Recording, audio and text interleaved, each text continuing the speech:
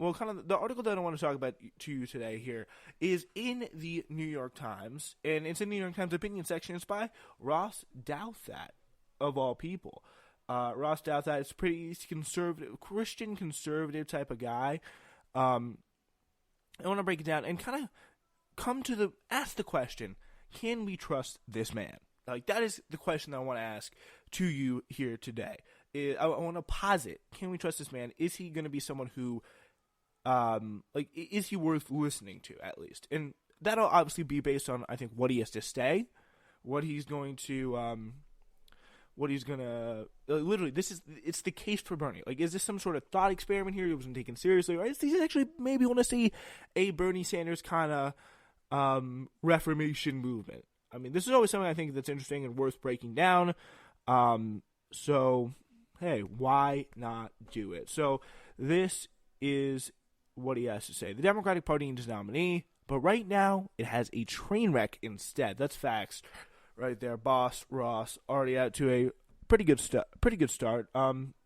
It's certainly a little messed up right now. The woman who's supposed to become the front runner on the basis of her policy chops is sliding in the polls after thoroughly botching her healthcare strategy. I think that's very true.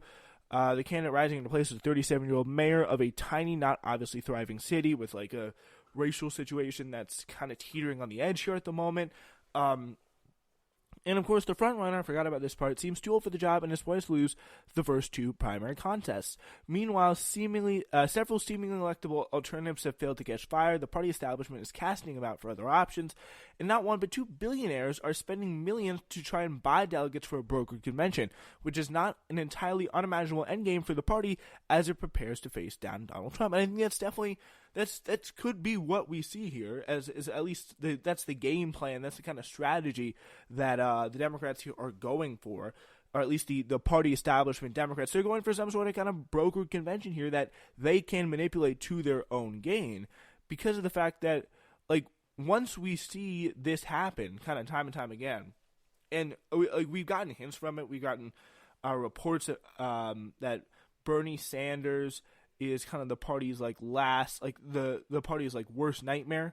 Barack Obama saying he would come in and step in to try and stop Bernie Sanders at all costs. Like, they're not a big fan of this guy. And I really think what was interesting is we saw Deval Patrick come in and try and get into the race. And you may wonder what in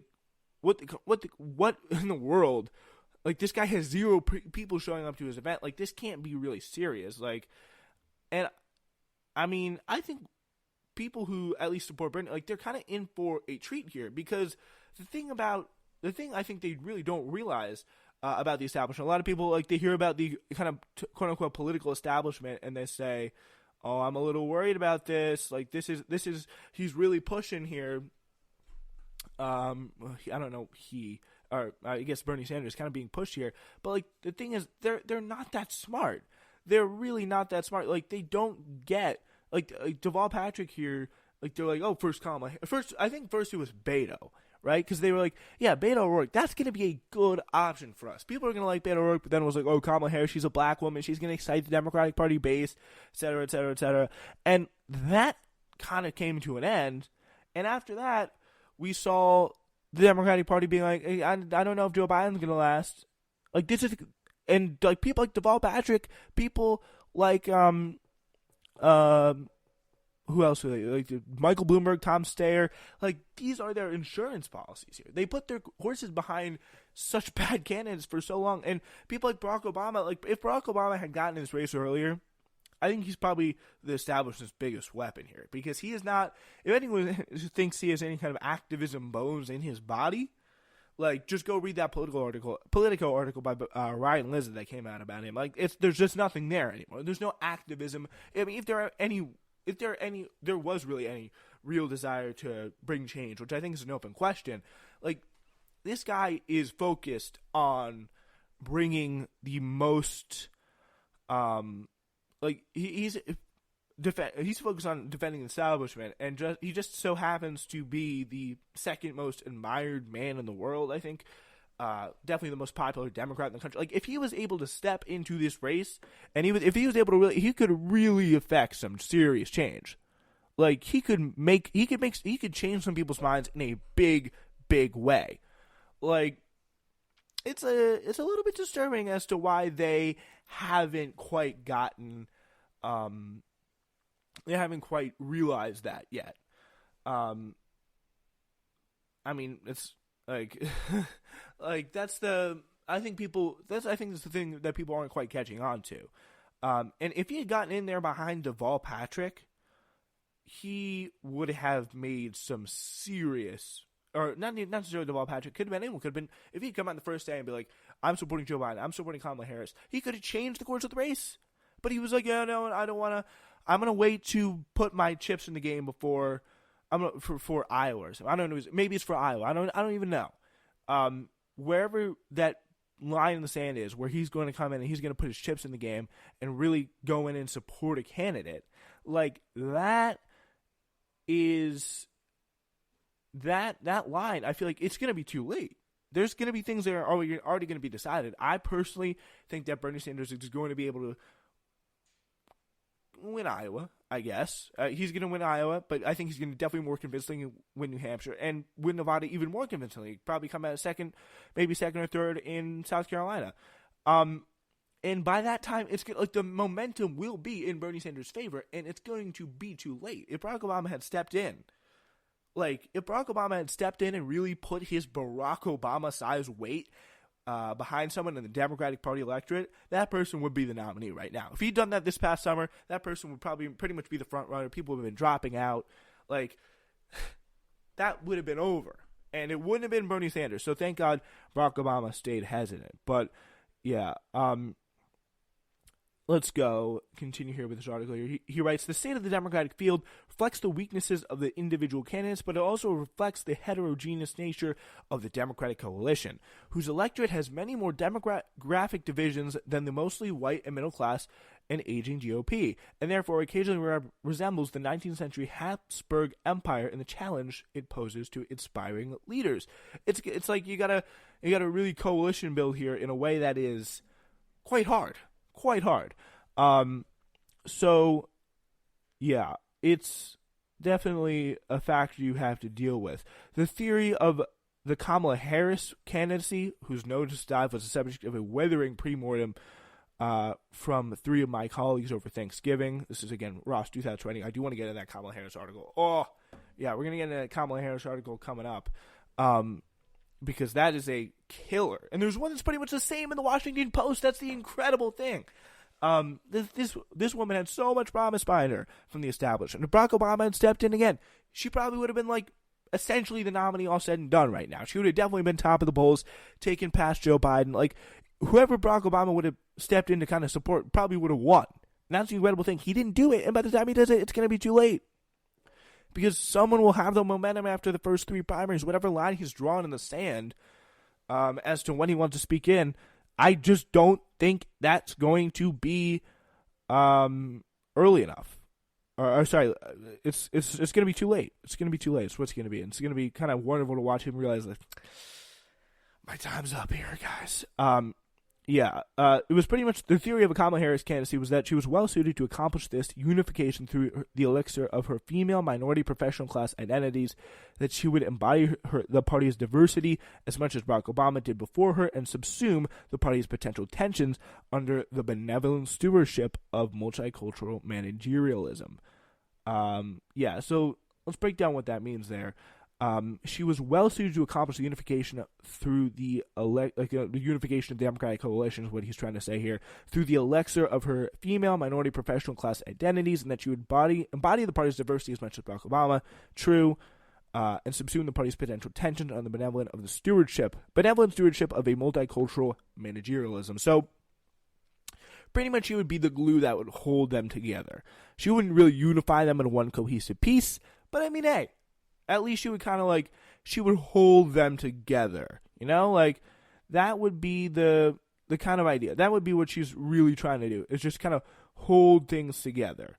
But the interesting thing is that, I mean, it's just not working. It's still reasonable for Democratic voters to look for someone who can do what Harris was supposed to do and build a coalition along the party's many axes of division. But there is an interesting case that the candidate best positioned to do this, the one whose support is the most diverse right now, thank you very much, is the candidate whom Obama allegedly promised to intervene against if the nomination seemed likely, the Brazilian socialist from Vermont, Senator Bernie Sanders.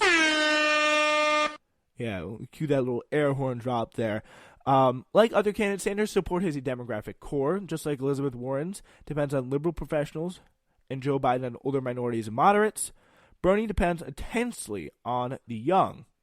But his polling also shows an interesting better-than-you-expect pattern given stereotypes about his support. He does better than you expect with the minorities, despite having struggled with them in 2016. I think he does probably among the best in the field, right up there with Joe Biden in terms of minorities, especially minorities who are younger.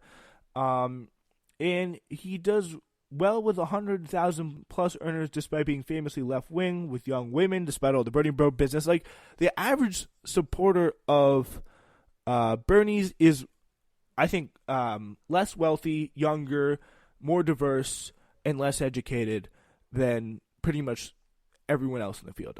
I would say that's the kind of the Bernie bro, I guess you could say. Well, that's so far gone. It's not even funny. It'd be interesting to see if he gets closer. And when we see, I think what we're really going to see is an onslaught, unlike what we've really ever seen before, in the Democratic Party in terms of intervention in politics. Like, it's going to be an explosion if Bernie gets anywhere near the nomination, which I really do think he will. It's going to be insane. But that kind of push, it's going to be interesting to see if they kind of bring that kind of talking point back. But I do feel like I get the sense that all their kind of smears are going to be rusty because they've just been kind of in this very similar way to the Republicans in 2016. They've all kind of put their chips in. Every establishment person has put their fist in the center of the table and said, I'm going to be the one who's going to beat Donald Trump. It's going to be me. And Bernie Sanders, I would have to worry about him.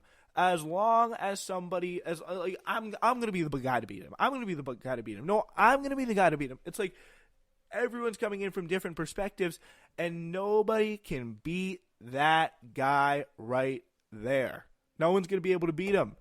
Like, they won't be able to, like, if they could unify the establishment vote, I mean, they'll have it. They definitely have a chance. Like, they definitely have, I think, much better a chance to beat this guy. If the Biden supporters and the Buttigieg supporters had to be forced to be united behind one candidate, Bernie would be in a much, much more trouble than he is now. But they haven't done that because they all are kind of both incompetent enough and egotistical enough to kind of think that they're going to be the one who's going to be able to beat Bernie Sanders, which is really kind of funny. And why Bernie is lucky, at least this time around. He doesn't have a Hillary Clinton to be running against. I mean, we all know how much she is fun to run against. She honestly should have never made that to the. I was looking at some of the evidence of rigging from the DNC this recently over this past Thanksgiving. Like, she should never have made it to the general election. Honestly, like, Bernie would have won 1,000%. And the fact that what the DNC did to kind of clear the field in the primary, it was insane. They pulled so many levers. People don't even realize how many levers they pulled to get Bernie Sanders there out in front. Like, it is insane. Just people don't realize it. I really get the sense. So, anyway, that is the really interesting. I think one of the more important takeaways, at least from this situation. But Doutha here goes on to write, this pattern explains why in early state polling, Sanders shows the most strength in very different environments, leading Warren everywhere in the latest 538 average, beating Biden in Iowa, and challenging him in more diverse Nevada, matching Pete Buttigieg in New Hampshire, and leading him easily in South Carolina and California. Now, I have stacked the argument slightly and left out a crucial axis of division where Sanders does worse than you expect. He struggles badly with his fellow Social Security recipients over 65. Those are kind of the boomers.